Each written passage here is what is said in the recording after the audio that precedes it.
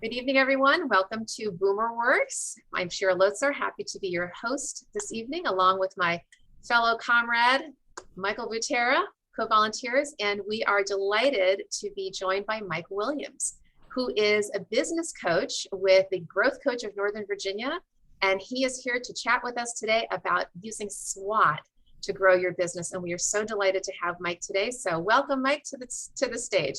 Well, thanks for having me, Shira and Michael. It's good to see everyone this evening, and really just want to talk a little bit about business planning, strategic planning with a focus on SWOT. And SWOT is a tool that you can use, and it's really helpful when we start looking at where we want to go with our business and how we can organize ourselves to be successful. So, just a little bit of propaganda about me and my background. I live in Stafford, Virginia, and originally from Baltimore. And Michael and I were talking a little bit about Maryland. And I come from a military family. My father was in the Air Force for 21 years. I spent 6 years as an Army officer, and then started working for a mobile chemical company in upstate New York, and then 20 years with the Coca-Cola company,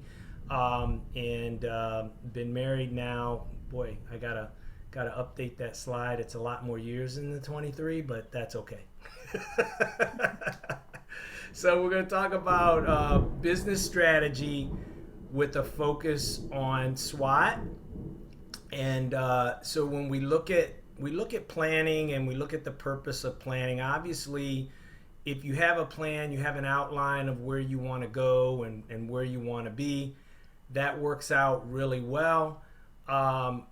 It's important when you're thinking about planning that you're being strategic around your planning. And so the difference in that, if you're familiar with sports, it would sort of be like if you're putting together a team and you have a playbook and you bring your team together, you practice, you work on your plays, you go out, you play another team, you go ahead and focus on those plays and execute those plays, and everything's great. Well, that's fantastic. But if you had a strategic plan, you would look at the different players that you have. You'd want to exploit what they do well. You'd want to look at your competition. You'd want to focus on the weaknesses of your competition. And so all of those things come into play when you're thinking strategically. So a plan is great. A strategic plan's even better. And so we'll talk about the planning process a little bit. We'll talk about the benefits of the SWOT, how to build a SWOT, and then look at the strategic plan holistically. Is that okay? Everybody good with that? Good. Perfect. Okay. So the planning process discussion, again, planning is important because it gives you that roadmap, that outline of where you want to go, but it also forces you to think about where you want to go. So you have to think about the overall vision of where you want to be. And as Stephen Covey says, you start with the end in mind. So where am I trying to be, and kind of work backwards from there. And we talked a little bit about the difference in the strategic plan versus the business plan. What do we think a good business plan looks like? Not everybody all at once. What do you think? What would be a component of a good business plan? Joe? Well, I always think that you have to know what your end goal is. So I feel like Yeah. you have to start with the end. Yep, you have to start with the end in mind. Any ideas on maybe a format, or is there a format that anybody has used that they feel good about? I think it's important to look at your vision, Mm-hmm. then your mission, Mm-hmm. and then your goals and objectives, right, of how you're going to execute on. Absolutely, and it doesn't have to be complicated. It doesn't have to be fancy. It's really looking at where am I going, what are some of the things I need to do immediate? And when I say immediate, I'm thinking over the next, 10, 12 months. And then where am I going long term? And definitely factoring in, what are those goals and objectives? So if you have an outline that looks at vision and looks at mission and goals and objectives, then you're off to a great start. And that's the outline that I use. Having a vision statement, where are you going? What's the immediate mission? And immediate, I'm looking at least within the next year, and then building that SWOT analysis, which we'll dive into a little bit more, and then having short-term goals and long-term goals. And long-term, really now it's more 3 to 5 years out, because 3 years is a pretty good stretch, the way things move right now. Any questions around that? Pretty Okay. straightforward.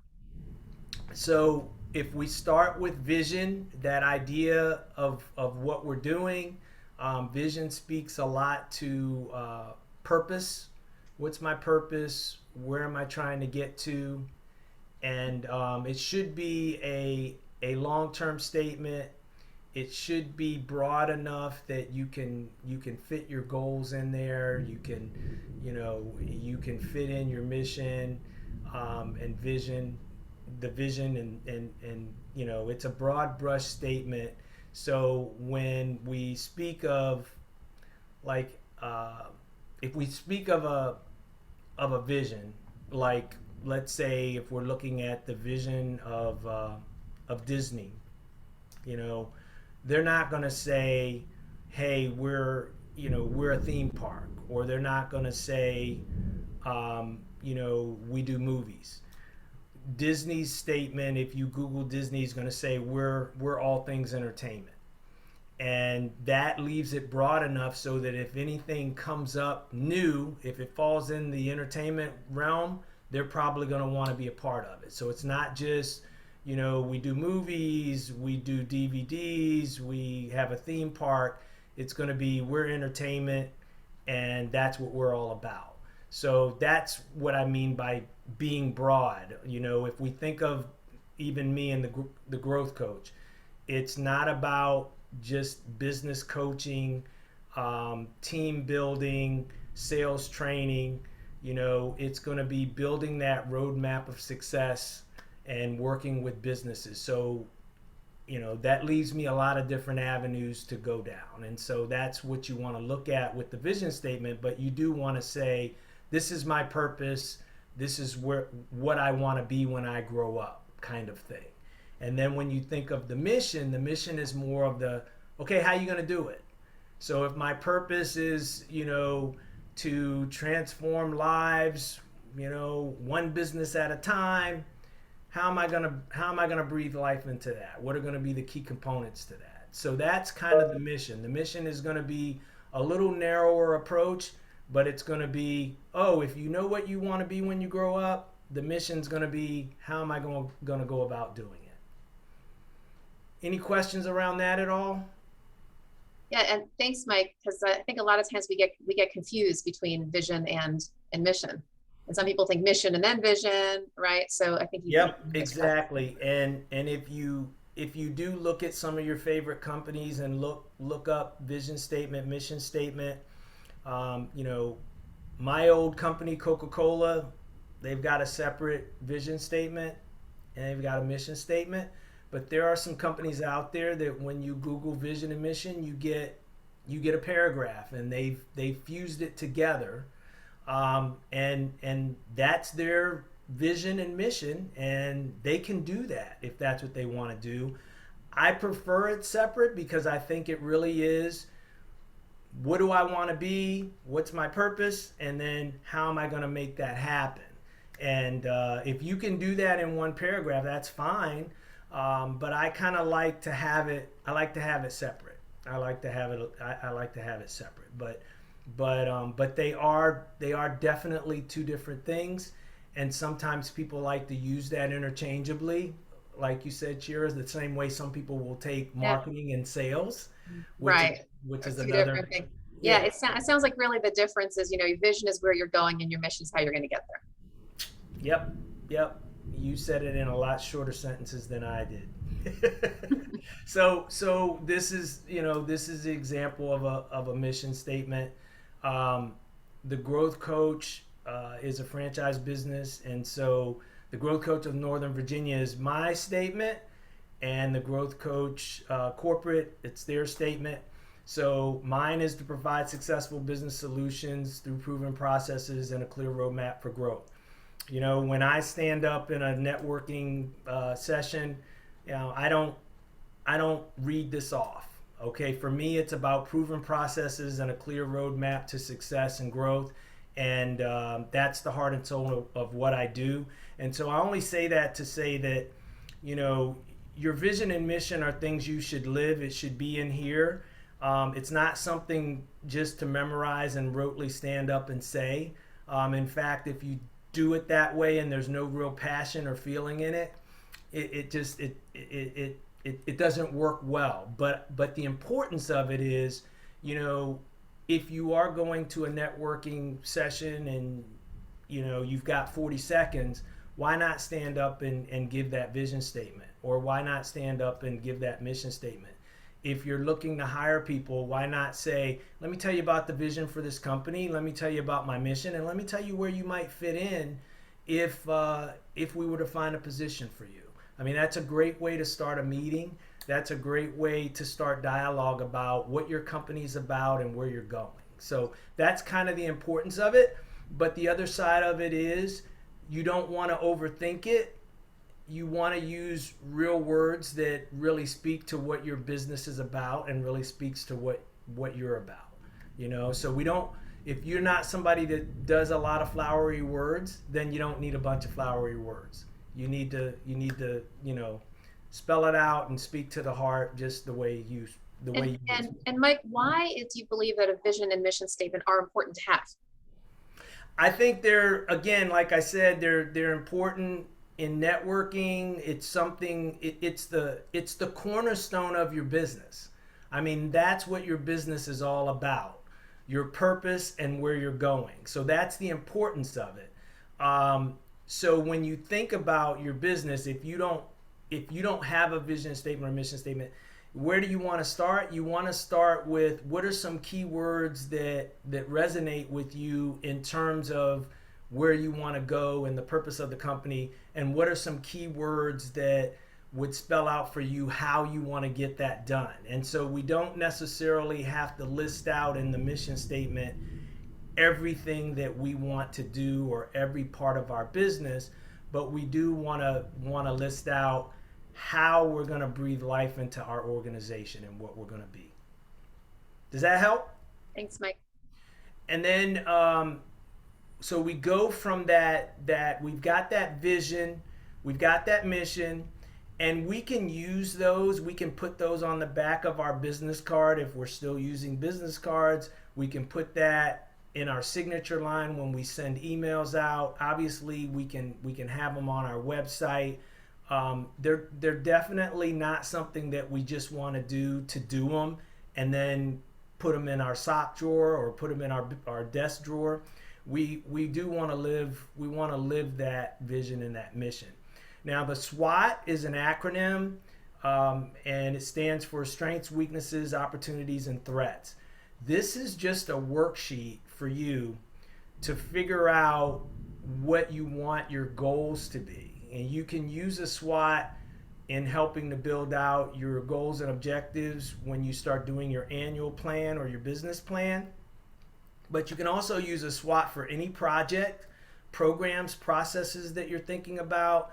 You can always, break down, where you want to go before you get started. And so if we're talking about a business plan or an annual plan, we want to look at the strengths of the business, the weaknesses, the opportunities, and the threats. And we want to look at it from a business perspective. Now, if you're a solopreneur, that's probably you. but you really want to look at what are the strengths of my business right now. Do I have a lot of experience? Do I have the connections I need? What are the things that I have that are really going for the business right now? What are the weaknesses? It could be SEO. It could be it could be that you haven't gotten started yet. You don't know what you don't know. And then there's some opportunities, and then there's some threats. And really, it is a worksheet. It is something that you can build out. You can handwrite. You can put 4 boxes just like we have here.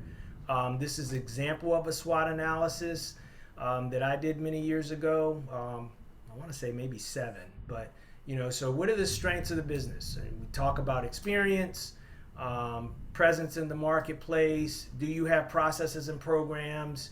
What kind of support do you have? What are some of the weaknesses? When you think about marketing and SEO or Google, are you using any of that stuff? Is there opportunity to get any kind of certifications in your business, anything like that? And then when you look at threats, usually that's, you can look at the economy, you can look at COVID, different things like that. But when you look at strengths and weaknesses, those are internal to the business. And so that means you do have, you can directly impact that. Opportunities and threats are not within your direct control. And so those are external things. You can manage opportunities, you can manage clients, but you don't have direct control there. And the same thing with the threats, because you're looking at competition and you're looking at the economy and different things like that. So strengths and weaknesses internal, opportunities and threats external. And you say, okay, so why is that important? Well, I usually get the question that, hey, can one thing fit in multiple boxes? Probably could. But you want to put the item in the box that it best represents. And if you're struggling between 2 boxes, one of the ways to separate that could be, well, is this something directly under my control or not? Because if it is, then it's going to be internal, then it's a strength or a weakness. If it's something that's not within my control, then it's probably more of an opportunity or a threat. So that's kind of a way to look at that if you're thinking, okay, I've got one thing that might fit in multiple boxes. Okay? So Mike, a lot of people in BoomerWorks are just conceptualizing their business, right? Haven't necessarily had it for a long time, like for example, Joe has. How might they use a SWOT when they may not be able to fill out all these boxes quite yet? Well, I think it's one of the things that'll help you with is identifying your needs. So if this is a worksheet. So I usually look to do 3 to 5 bullet points, and they don't have to be pretty or complete sentences, because this is really just for the person that's building it out. But if you say, well, I don't know enough yet, fill out what you can. And then if there's something that you're thinking, boy, I'm not quite sure about opportunity, put some work against it. That might jump out at you as something that you might need to work on, or it might be something where you might want to seek some help around that.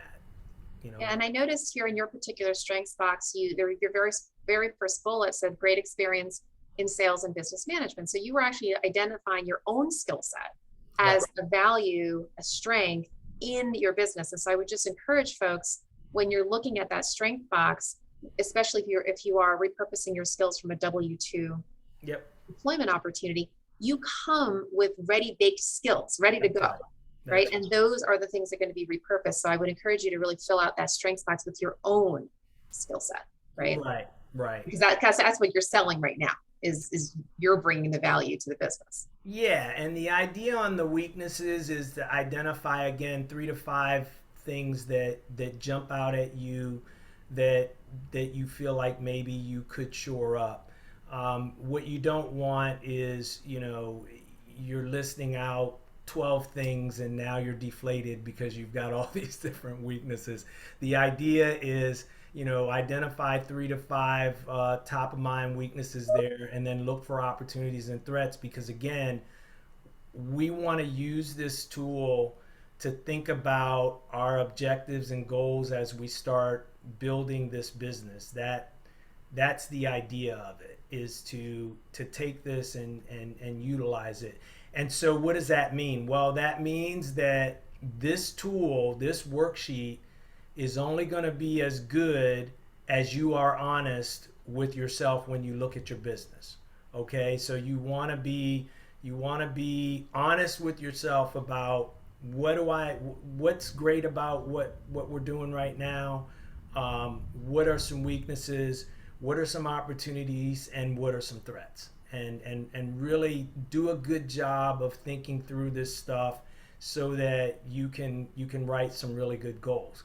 Because it's like anything. If we do it quick and dirty and we don't put a lot of effort in it, then it's going to be hard to build good, solid, big bucket goals to start moving down and looking at finishing up and being able to complete those goals, meet and exceed those goals. So we want to make sure that we do a good job building this so that we can build some great goals or objectives. And so with that, we have an opportunity to talk about it. So I want to open it up for questions and comments with regard to a SWOT. Has anybody done a SWOT other than Michael and Shira? No? Okay. It's a great exercise, even if you're thinking about like a process, like you're thinking about building a process map, or you're thinking about a project. Okay, what are the strengths? We got the right people doing the right stuff. What are the weaknesses? This is the first time we've ever done something like this, right? What are the opportunities? That's where you can talk about the benefits of completing this and doing that. And then what are some of the external threats? It could be budget constraints. It could be a number of different things. So you can use this tool for a lot of different things. But are there any questions around any of these boxes or what we've discussed? Anything, Joe? Can you see where it might be helpful? Yes, I hadn't even really thought about these things, but I think that these are really great elements to consider when you're trying to make your plans. Yep. And we want to keep it positive, so we want to expose those weaknesses so that we can learn. Sometimes the weakness might be that you need to take a course on something. Sometimes the weakness might be that you need to be certified in something. So there's a lot of different ways. A lot of times with businesses, the weakness might be, hey, I've been in corporate. I don't know much about the marketplace in terms of networking and connecting with the people that I should be working with. So that might be a weakness. And so you plug that in, so there's an opportunity to start getting out and networking and doing some things that way. So there's a lot of ways you can use it. So one thing I've seen, with all of the startups that I work with, is that the people who start these businesses, they know their product, or they know, how to do the service they want to provide, right? But they really have almost zero knowledge of how to actually run and manage a business. Totally agree. And they, you might have a passion for something, or you can help a particular group, or have a particular product or service that's going to be helpful, but you don't know how to run the business. And so you've got all these other things around you that you have to consider: sales, marketing, if you've got people management, leadership, operations. So you want to look at all of those different things. And I have so many clients that start off saying, I love my business, I love what I do, but I got all this other stuff that I really don't want to deal with. I don't know how to market. I don't want to do that. I'm not great with leading people, but I'm really smart and I really know my stuff with respect to this product or this service. Well, we got to get you better at those other things, or we got to get you to a point where you're making enough money that you can hire the right people to do that stuff for you. And so that's the motivation to, you know, to either learn this stuff, or let's focus on getting you down the road where you can build your clientele and get your product out there to where you can start hiring some people. But even with that, we want to think about, you know, the right people in the right position and building out that sales strategy or marketing strategy or operations strategy, all of those different things. So lots of stuff to consider, but if you're really passionate about that service or that support, then it's well worthwhile to do. Yep. Any other questions or comments? Kelly, you out there? Any questions? I don't know. No questions. So far, so good. Thank you. So far, so good. Good to have you with us. So, as I mentioned, you know, you build this out, and you know there are SWOT forms out there that you can go out and grab.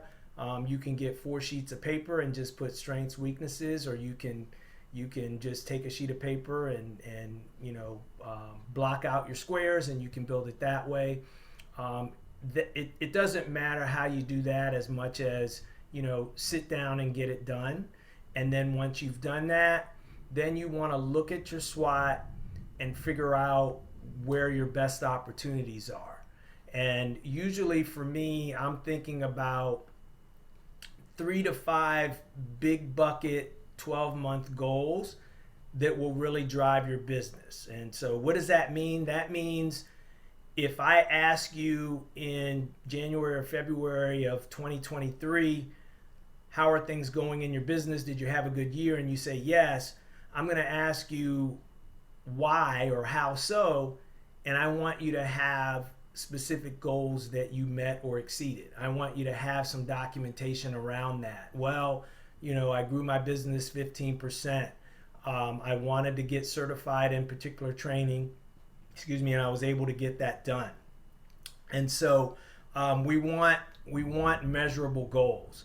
So for me, I know when we started at Coca-Cola, we used to do 10 or 12 goals. We'd get those done, we'd get them approved, and then we'd go back to business and we'd have all these fires to put out and all these things to do, and we'd get maybe half of them done. And so we've got a bunch of goals, half of them got done, and then the other half were half baked. So we don't want that. We want 3 to 5 big bucket defining goals that we can meet or exceed. And it's something where, you know, you want it to be achievable. You want to have to stretch yourself to meet these goals, but you don't want it to be so far out that you can't reach them.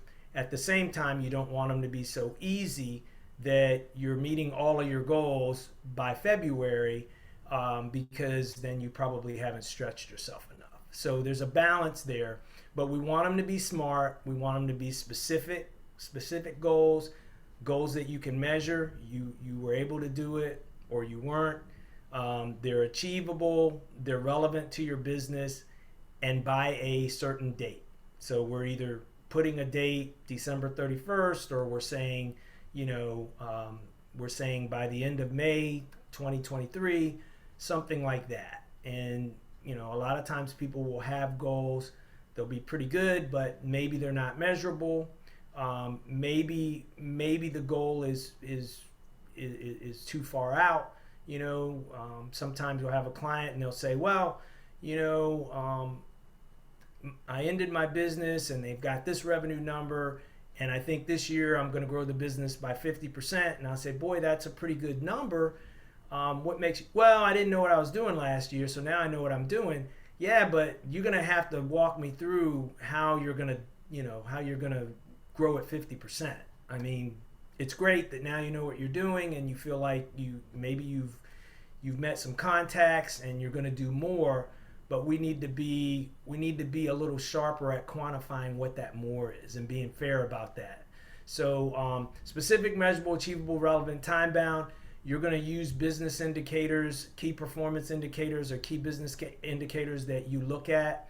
Could be revenue, could be, gross revenue, gross profit, sales, could be client count, new business, marketing tools, operations tools. You could be considering your budget. I know at ExxonMobil, the business that I was in plastics packaging, and we looked at case units. But at Coca-Cola, when I was in the fountain division, we're selling Coca-Cola fountain products, meaning drinks in a cup, and they looked at business in terms of gallons. So we don't all measure things the same way. You got to look at what you want to measure.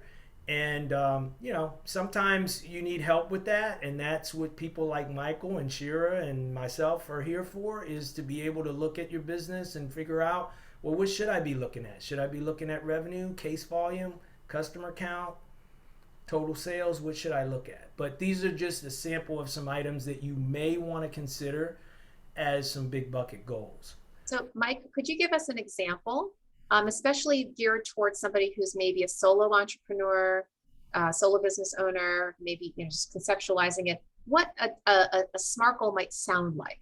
Yeah. Just maybe kind of make it up. And there it is. That's okay. I got 4 examples right here. To Great. Grow incremental revenue by 500K by 12/31.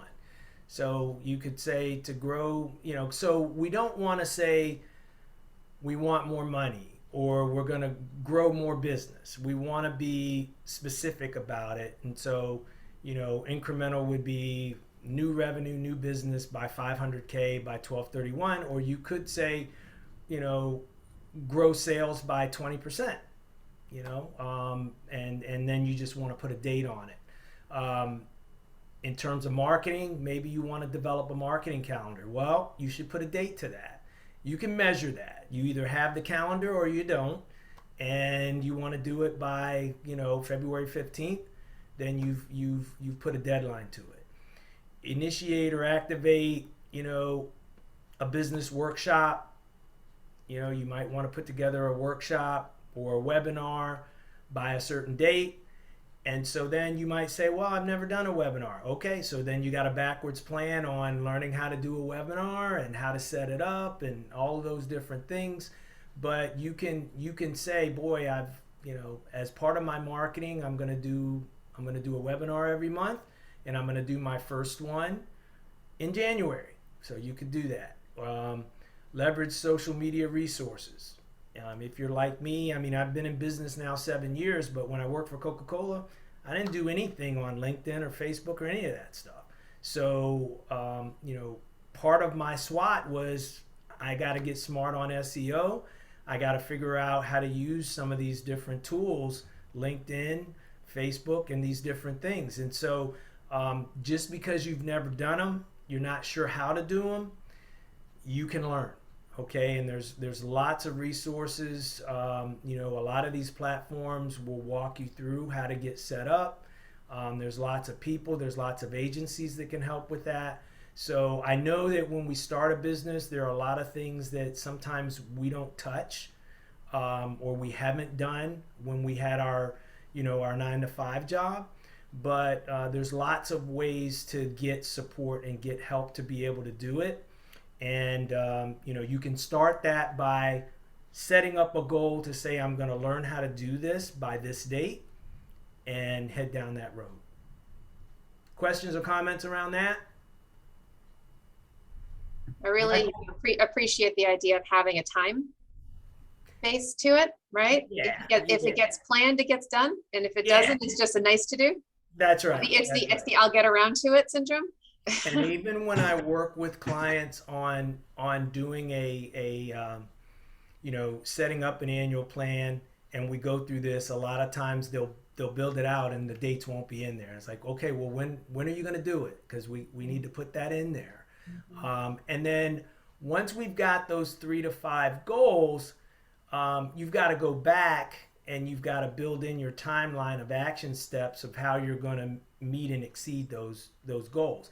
That's another reason why we don't really want 12, because if we do 12 and there's 10 steps to each of those, that's 120 steps that we're trying to do along with the rest of our business and everything else we're doing. But if we prioritize the top 3 to 5 big bucket goals and there's 10, there's a little less. There's a little less to do there. So for me, I'm just a believer that less is more when it comes to big bucket goals. And Mike, if I could just say anecdotally, going back to the time-based concept. So a colleague of mine and I, we launched a leadership training program. And for months and months and months and months, myself and her and actually a couple other people, we brainstormed about this thing and noodled and noodled. It wasn't until we actually set a launch date that stuff got done. Right. And we're like, okay, we want to launch here, therefore we have to have this by this and this by this, and all of a sudden it like happened. But other than that, it was just an idea. Yeah, and if you anchor that date, we're gonna start this by this date, or we're gonna have it completed by this date. Like you said, it's like a domino effect. Well, then we got to get this done. Then we got to do this by this date. Then we got to do so. It forces you to kind of think through that timeline. That's right. Yeah, Michael, what do you think? I think you're right on target. This is the way we systematize and make our feelings real. Yep. It's nice to say that we expect to increase our business by something. It's by doing this, by taking a strong look and being, I thought the most important part you said about the SWOT was be honest with yourself. Yep. Well, great, really great advice, I think, for anybody who wants to be in the business or a solo entrepreneur, as you were discussing. Yep, absolutely. Thank you for that.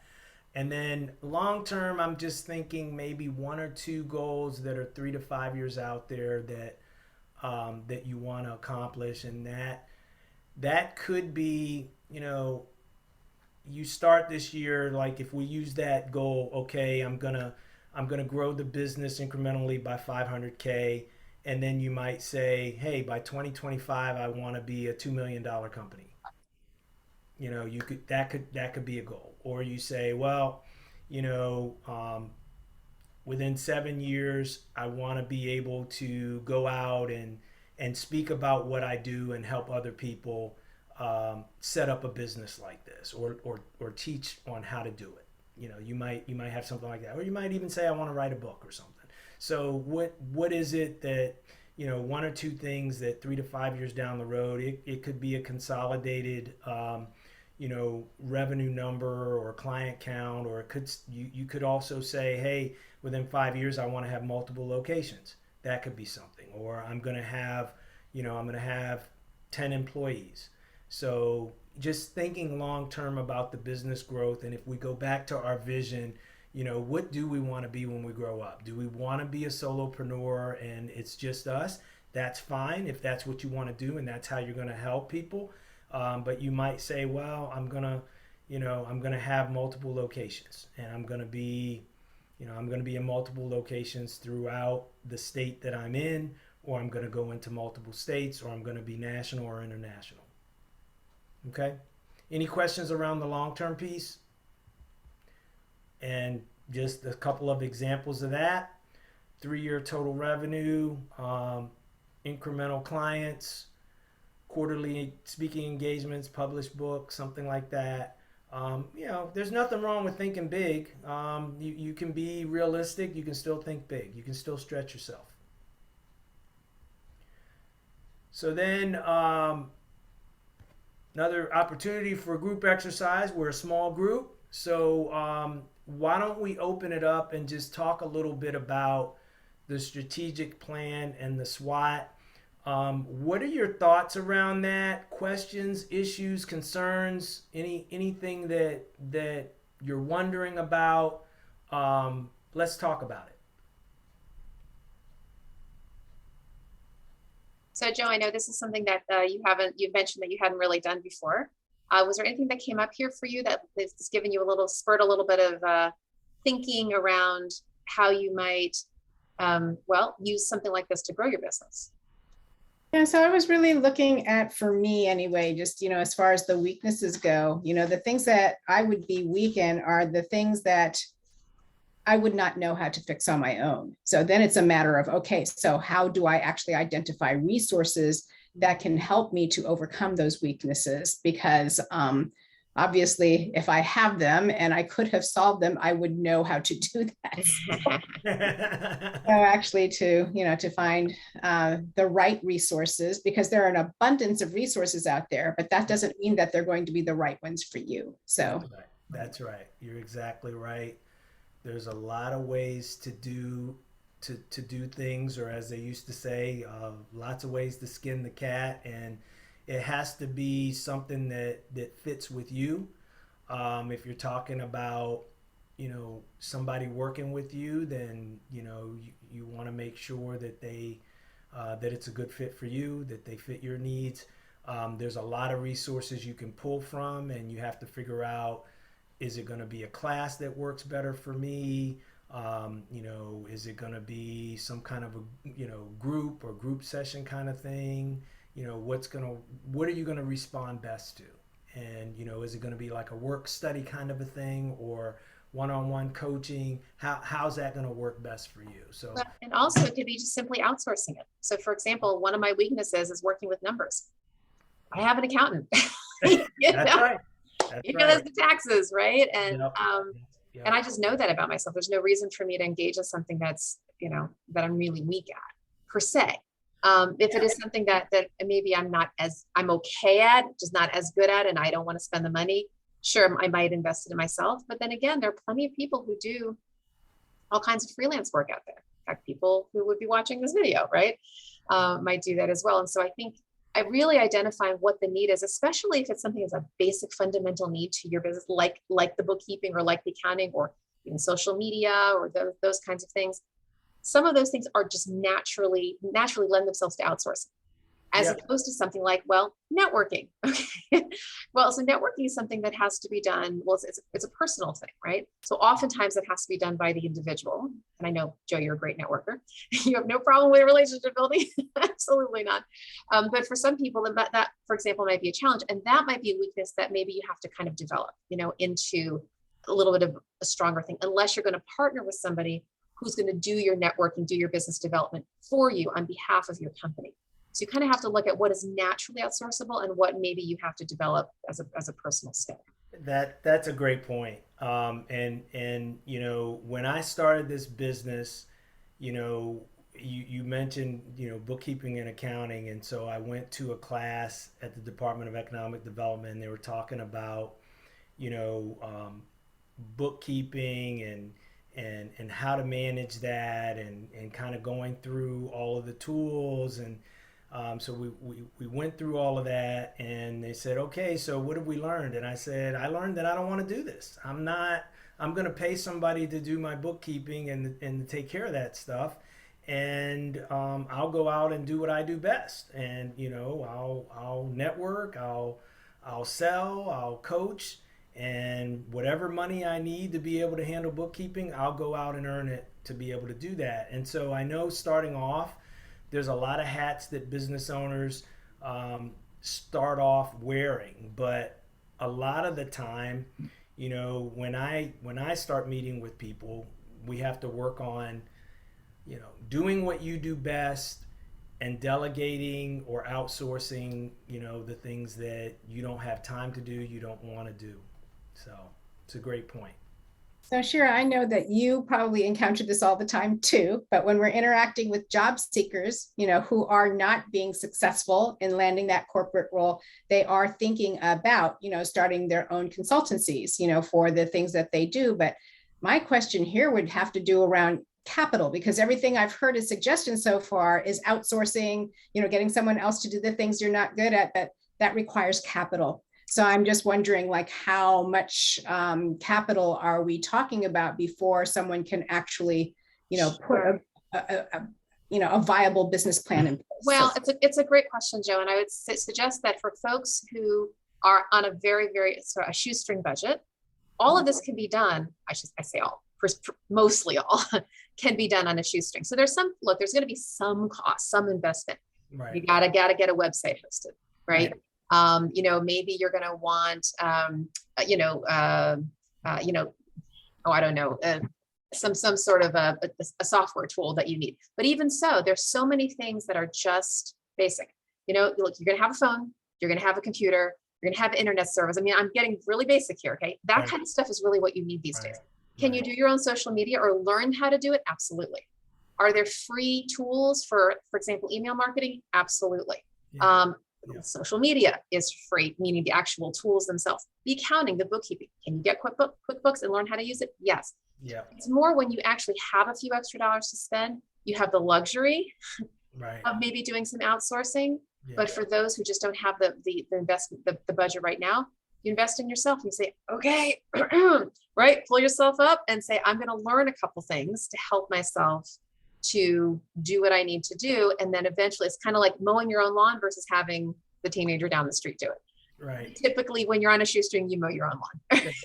One day you're making enough money and you got, to outsource it. So just to emphasize the point there, I think that both Mike and Cher are making.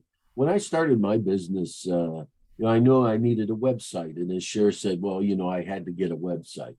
Well, I had to buy the URL, yes.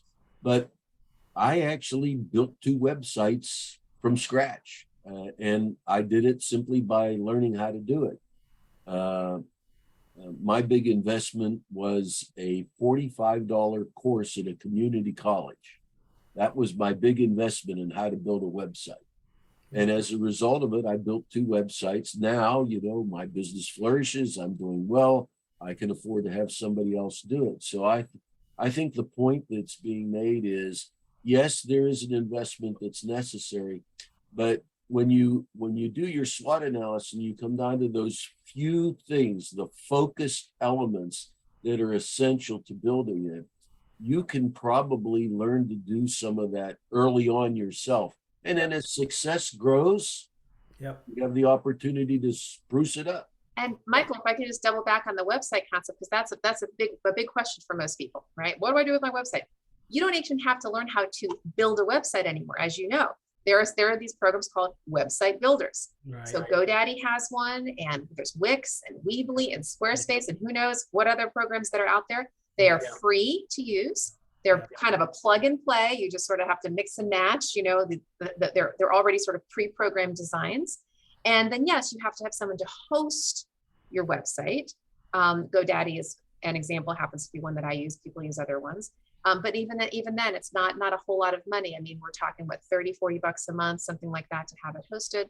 But the website building itself these days is pretty seamless. So there's so much out there with technology that has just made it so free and easy. And maybe a little tutorial, it takes to a little YouTube university, as they say. Yeah, but you want a website, because when you go places and you network and you meet with people, the first thing they do is look you up if they're not looking you up while they're talking to you. So you definitely you need at least a website page. So it's inexpensive right now. And like Michael said, maybe once you can afford more, maybe you have, you go with a nicer website, just like when you start off in business, maybe you're driving a Ford and then you move yourself up to a Lincoln or something like that. So you can do that. With the QuickBooks, again, there are lots of, SBA, Department of Economic Development, where you can learn how to do QuickBooks and do your own books. If you're starting off, it's probably not a lot to do, and you can do it yourself. The other side of that coin is, if you don't want to do it, like in my case, it wasn't a lot of work, and I paid somebody by the hour to do it each month for me. So it wasn't too bad for me. But I hear what you're saying. There's a lot that you've got to invest in and get started, but it's like anything else.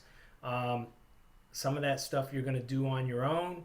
Some of that stuff you're going to do and you're not going to like it, and that's going to be incentive for you to go out and build the business to a point where you can have somebody else do it. Yep. So if we talk about what other challenges are we thinking about in terms of the SWOT or strategic planning, key learnings, challenges, what else we got? So I'm wondering, Mike, a lot of people might be wondering about the opportunities box, how they can consider that, because the opportunities is really where the growth happens. So what are some tools that they can use, or some thinking around how to even understand what opportunities might look like for their business? Well, I think when you look at opportunities, and great question, you've got to think about, you know, you want to think about clients, client support, processes and programs that are going to make your business run. So if there's some programs and processes there that are going to help, you're going to think about, the marketing and the sales. If you already have a good product or a good service, maybe you're thinking about, how am I going to get that to market? How am I going to build my brand? How am I going to, build my business?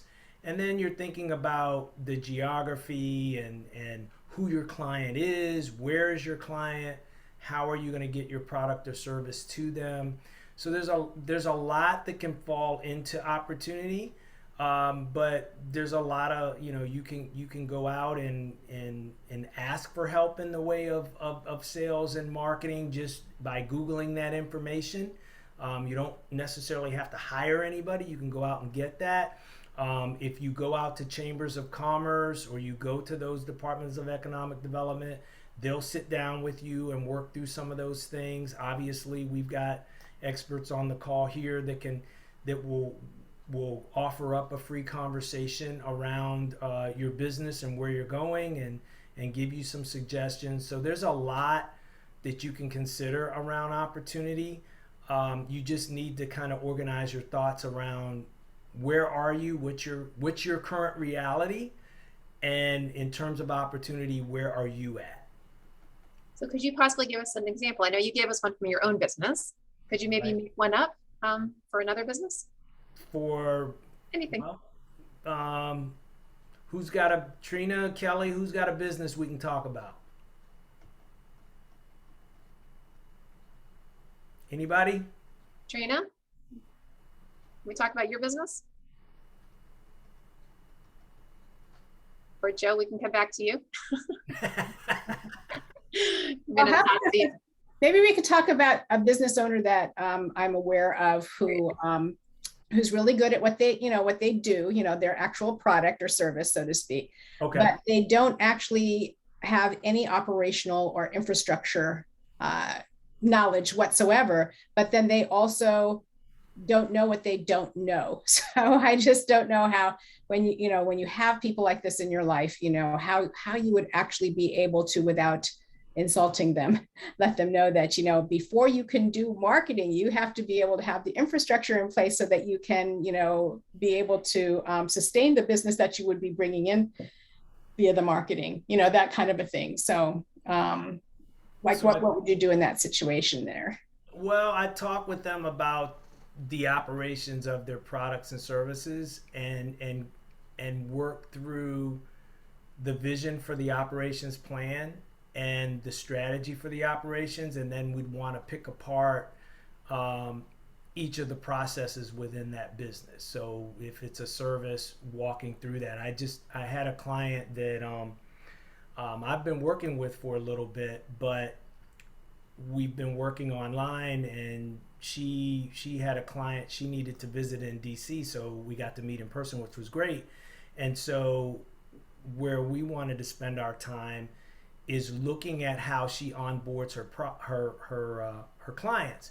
And so part of her operation is onboarding clients. And so we built out a process map from, hi, how are you? And you're looking for my product or services, to building out that questionnaire, all the way through to building the presentation. So we built out that process map. And so you've got to look at the different operations, processes, and programs that need to take place. prioritize them, and then work through what needs to happen with each of those elements. But I know exactly what you're talking about because um, I just started with a client that was referred to me, and she's got a lot of things going, and I've got this business now.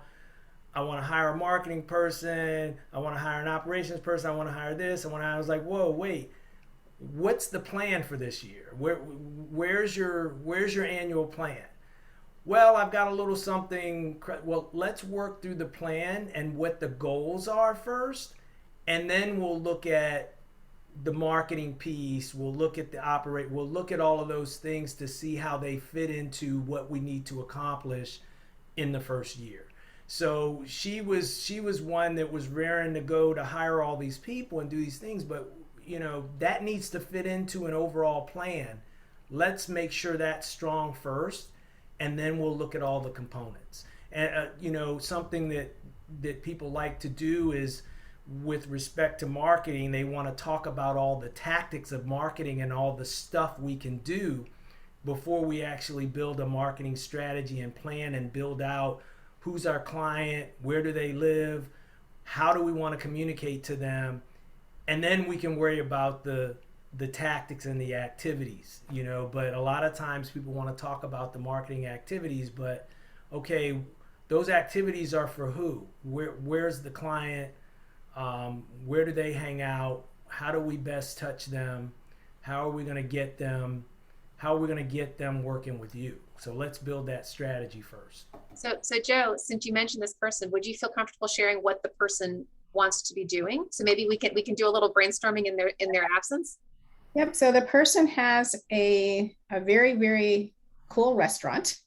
Oh. And this particular restaurant has creative menu and whatever. This person actually is a chef. Okay. So the person loves to do the cooking, but the problem is the cart before the horse thing is working on social media advertising, through Insta and all of the different platforms. But then there's not the infrastructure in place so that if people come in, that they have enough people to be able to fill all the orders and it's very complicated. So I'm just thinking that there are like 90 different things that go through my head, in terms of, what needs to happen. But until, the person really, just bites the bullet and provides the infrastructure needed so that when the business does come in, they can serve people in a timely way, that would be good. They also have a very elaborate menu, so I think that it just really needs to be streamlined into one page, where you have different offerings in the, the same categories, but not page after page after page of things that make things. They're not the Cheesecake Factory. No, exactly.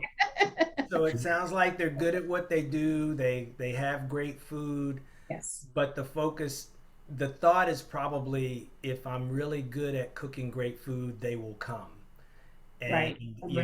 There's a lot behind that to be able to get that great food made, and ordering the food and bringing it in and paying for the food and hiring people to work in the kitchen and the restaurant and all those different things.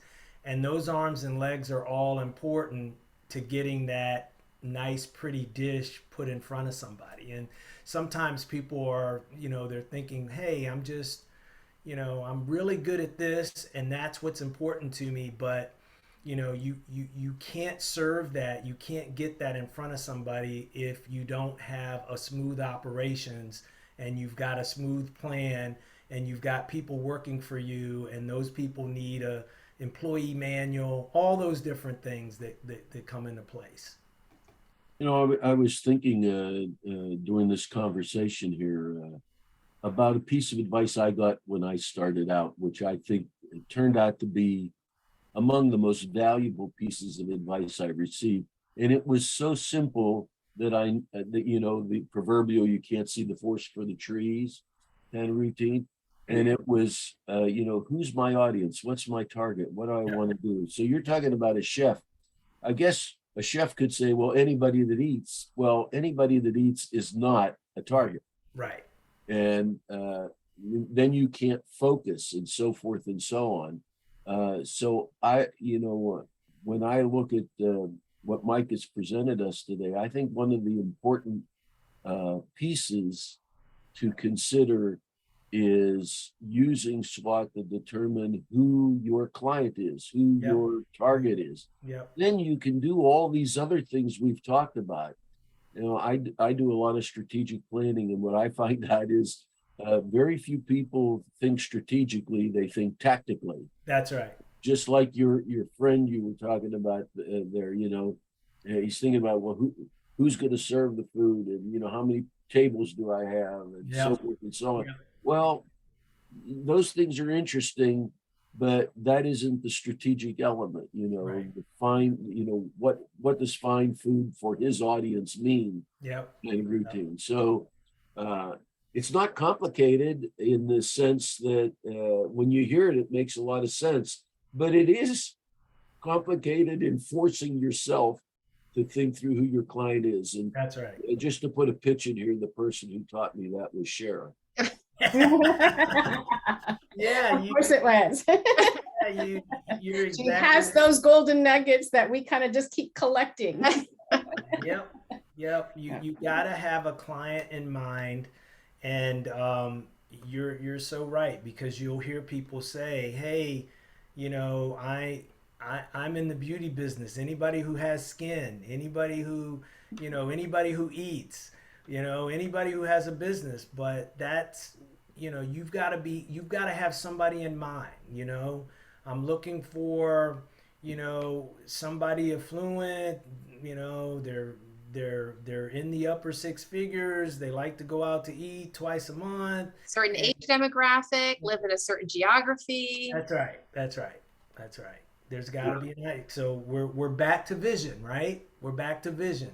We're visualizing who that client is, and then we got to work backwards from there. And it sounds to me like you're the potential demographic for your friend colleague here, Joe, is maybe a person who's into maybe a foodie, right? Could be younger demographic, older demographic, but maybe it's a person who really values the creative element, and maybe is willing to pay a higher price point. Maybe it's a person who reads certain publications, or hangs out in certain social feeds, or lives in certain neighborhoods, and all these things. And then once they figure out the demographic, they can go target that demographic. And it's there's a consultant named David A. Fields, and he says, "Fish where the fish are." That's right. So where are these people swimming, right? What are the pools they hang out at, physically, online, what have you? And then you go target, right, your social or your marketing efforts right in that pond to go fish for. And you need that marketing plan and strategy that identifies who your client is, regardless of whether you are going to do your own marketing or whether you're going to hire somebody. You need to be able to articulate that, because somebody else is not going to be able to build a marketing strategy around your business if they don't know who your client is, or where they are, or what you should be looking for. Or if these people who are, let's say they have a good target and they're getting the right people in, but if you don't have enough cooks and servers and whatever to be able to provide those meals in a timely fashion, it won't matter. These days, that labor shortage is not a light thing. I was just visiting a deli the other day that I go to periodically, and the sign on the door says, "Due to staffing shortages, we are now closing every day at 5." Yeah.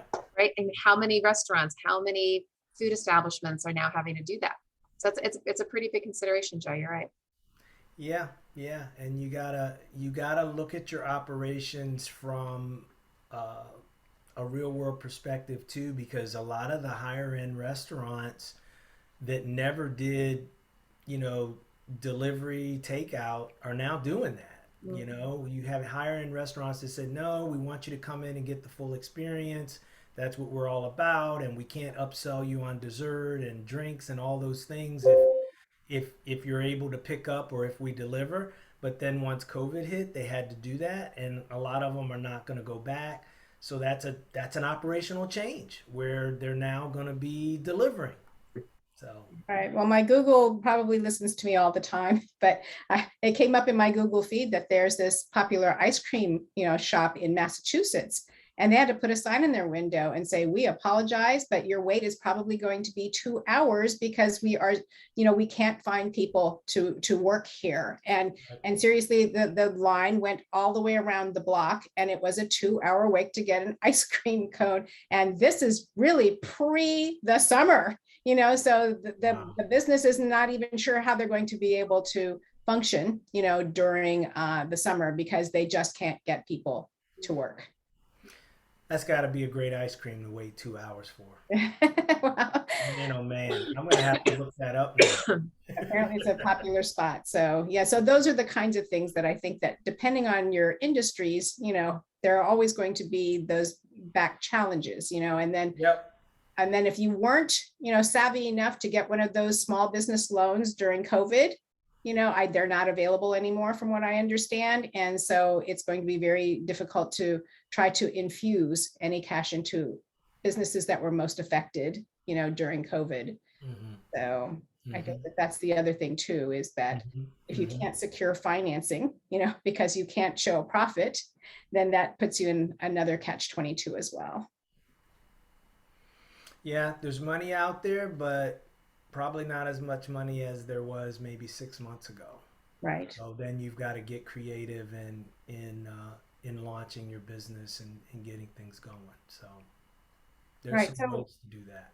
So I was talking with a job seeker the other day, and they have decided that after, putting in 200 applications and coming down to about 7 interviews and then not getting hired for any of them, that they really do want to start, doing their own consulting, but they just don't know how to go and market themselves to people who could actually, use the type of project management skills that they have. Now, mind you, they have great project management skills, but we have to remember this is the DC area where most people with project management skills have pretty much been let go or laid off or whatever, and there's just a massive glut of project managers out there. So I don't know if like what you would say to somebody who wants to start a business doing something that there does not seem to be a massive, clamoring. Well, what's interesting too is when there's a glut in the market like that, sometimes there's a glut because employers don't necessarily want to hire people full time, but they still need the support. In this case, maybe it's project management,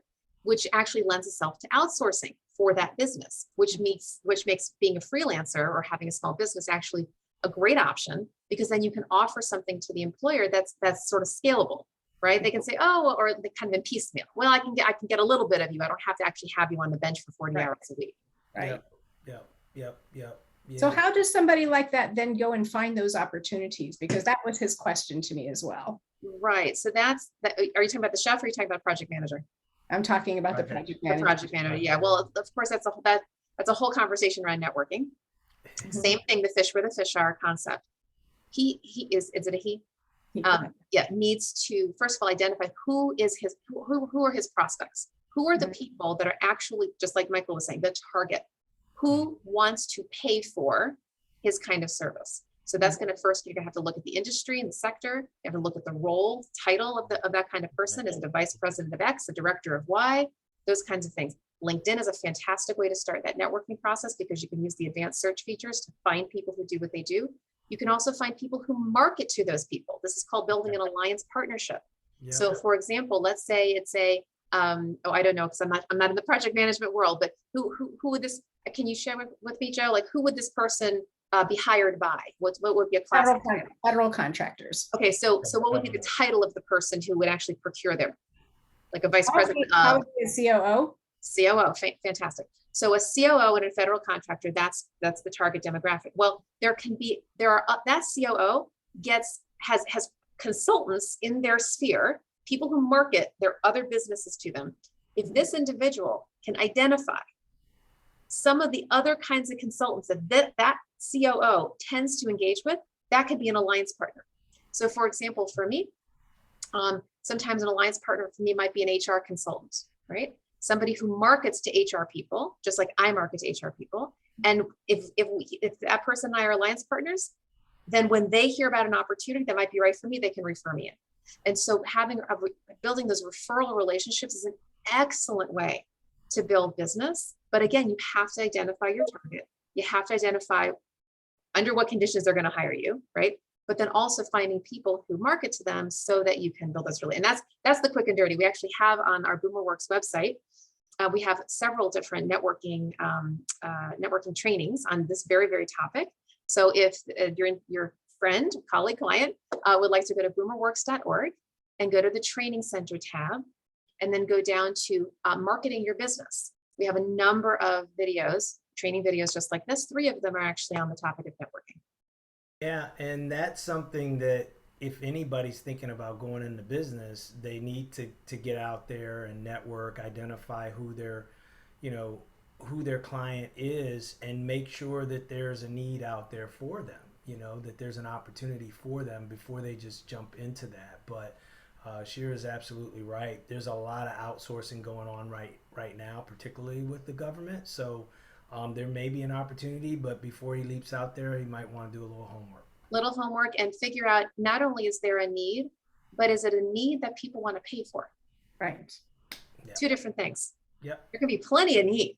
I was talking, I think it was today or yesterday with somebody about that very thing. Oh, people need my blah, blah, blah. I'm like, well, you think that they need it, and they very well may need it, but are they willing to pay for it? That's right. That's right. They want to pay for it.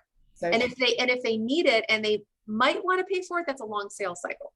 But if they need it and want to pay for it now, and it's an urgent problem, they're much more likely to pay for it quickly. right. Yep.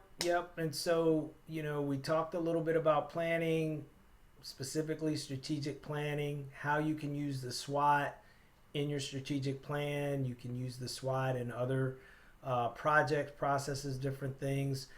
Good conversation around challenges and learnings. I'm just a big believer that, we don't want to just go to meetings to go to meetings.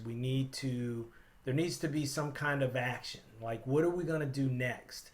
Otherwise, we get ourselves all excited. We're happy. It was great. And then we go back to our grind and we don't do anything new. We don't challenge ourselves. We don't utilize what we just discussed and what we may have learned. And so my hope is that there was some good information here that you were able to grab a hold of. I hope that if you haven't done a SWOT before, that maybe you'll take a shot at it and try to do a SWOT.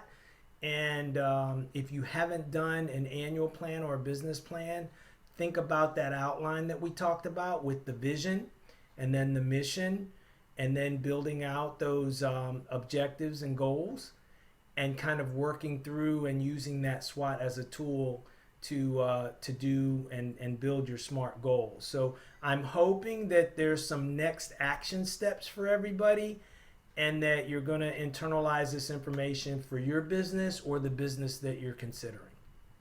Thank you, Mike. We appreciate your time. So appreciate it. Yep. Thank you very, very much. Give Mike a round of applause. I also have one suggestion. One of the best business plans, because it was so simple to understand, and you can find it. All you have to do is Google Honest Tea Business Plan. It's a PDF. You can download it. And it was what Seth Goldman put together all those years ago when he wanted to start Honest Tea. And seriously, if you read that, you'll just be inspired by how it doesn't have to be complicated. It can be just ever so simple. And we all know what happened. He was able to sell Honest Tea to Coca-Cola, who we all know now that Coca-Cola has decided not to keep that brand on the market. But just still, recently, but it was a good brand, and I sold a lot of it. So yes.